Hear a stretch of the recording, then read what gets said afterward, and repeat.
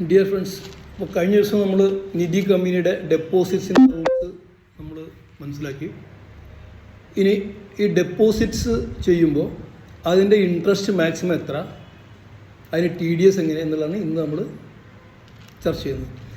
അതായത് നിധി കമ്പനിക്കാർക്ക് മാക്സിമം കൊടുക്കാവുന്ന FDയുടെ period 5 ഇയേഴ്സും maximum കൊടുക്കാവുന്ന ഇൻട്രസ്റ്റ് സാധാരണ ആളുകൾക്ക് 12%, സീനിയർ സിറ്റിസന് 12.5%. ഇതാണ് മാക്സിമം കൊടുക്കാവുന്ന ഇൻട്രസ്റ്റ് റേറ്റ്.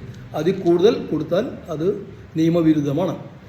ഈ 12.5% പലിശ കിട്ടുമ്പോൾ ഇതിൽ ബാങ്കിലൊക്കെ ആണെങ്കിൽ സാധാരണ ആളുകൾക്ക് 50,000 രൂപ ഒരു കൊല്ലം 50,000 രൂപ ഇൻട്രസ്റ്റ് കഴിഞ്ഞാൽ TDS പിടിക്കുള്ളൂ. TDS പറഞ്ഞാൽ അവിടെ സ്രോതസ്സിൽ തന്നെ ടാക്സ് പിടിക്കുന്നത്. സീനിയർ സിറ്റിസൺസ് ആണെങ്കിൽ 1 lakh. പക്ഷേ നിധി കമ്പനികളിലും മറ്റു ഫൈനാൻസ് കമ്പനികളിലും 5,000 രൂപയിൽ കൂടുതൽ ഒരു കൊല്ലം പലിശ കിട്ടിയാൽ അതിന് TDS പിടിക്കും. അത് സീനിയർ സിറ്റിസൺ ആയാലും ആരായാലും 5,000 രൂപ വരെ ടാക്സ് പിടിക്കില്ല. 5,000 കഴിഞ്ഞാൽ ടാക്സ് പിടിക്കും. അപ്പോൾ ഈ ടാക്സ് കൊടുക്കാണ്ടിരിക്കാൻ നമ്മൾ എന്താ ചെയ്യുക വെച്ചാൽ, സാധാരണ ആളുകളാണെങ്കിൽ 15G എന്നൊരു ഫോം അവിടെ കൊടുക്കുക. സീനിയർ സിറ്റിസൺ ആണെങ്കിൽ 15H ഫോം കൊടുത്തു കഴിഞ്ഞാൽ നിങ്ങളെ TDS പിടിക്കുന്നതല്ല. അപ്പോൾ 12% മേലെ കൊടുത്താൽ നിയമവിരുദ്ധമായിട്ട്.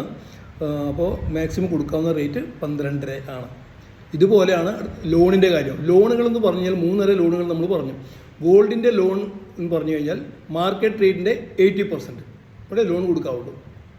പ്രോപ്പർട്ടി ആണെങ്കിൽ പ്രോപ്പർട്ടി വാല്യുവേഷൻ്റെ